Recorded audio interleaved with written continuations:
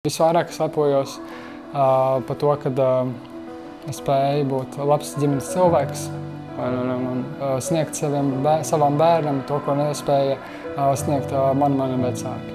Kad man piedzima meita, tas bija mans laimīgākais brīdis, un tā ir man tāda mīlestība, tāda patiesa.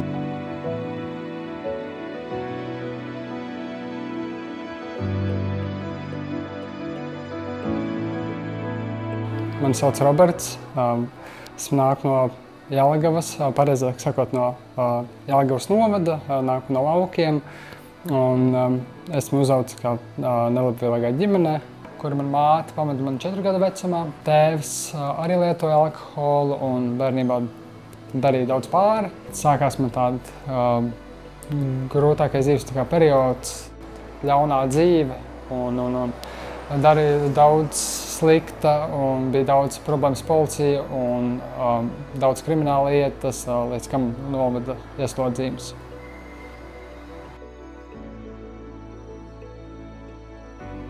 Visgrūtākais brīdis bija nonākšana ieslodzījumā. Un tie pirmie 2 gadi pieņemšana, to, ka esmu tur nonācis un ka man likās, ka visu dzīvi mani sačakrēt, jo man iedots bija 10 gadi ieslodzījumā. Es sāku saskatīt sevī tās problēmas. Es nevēlos dzīvot ar naidu, ar dusmām iekšēji, jo tas man iekšēji grauza. Es gribēju mainīties, pierādot sev, un es gribēju sākt jaunu dzīvi.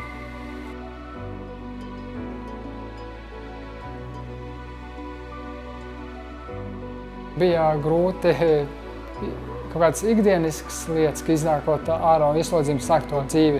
Kad aizgāju uz banku, tad es pirmo reizi sajūtos, ka es būtu pensionārs, par ko es esmu pateicīgs savai probācijas vadītājai. Viņa man nāca ļoti pretī un ļoti cienījās par mani. Viņa man palīdza ne tikai probācijas jautājumus, bet viņa palīdza kā viņa man draugs.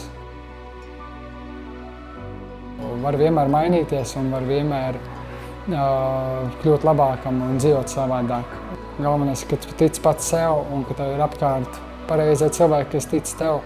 Tu vari sasniegt savus mērķus un mainīt savu dzīvi. Es domāju, ka mans pienesums lielākais ir mana pieredze esot tur. Un tas ir atšķirīgi katra ziņā viņu pieņemt vai uztvert vai mācīties no tā. Bet es ļoti gribētu cerēt, ka es varētu izglābt vairāk cilvēku. Lepojos ar to, ka es spēju atgriezties florbolā, kad spēju spēlēt šajā līmenī. Un es lepojos ar to, ka es esmu kļuvis par tādu cilvēku, kāds esmu šodien. Un kad es spēju tikt ārā no tās bedres kopā ar palīgiem, ja var tā teikt, man dzīves glābējiem, draugiem.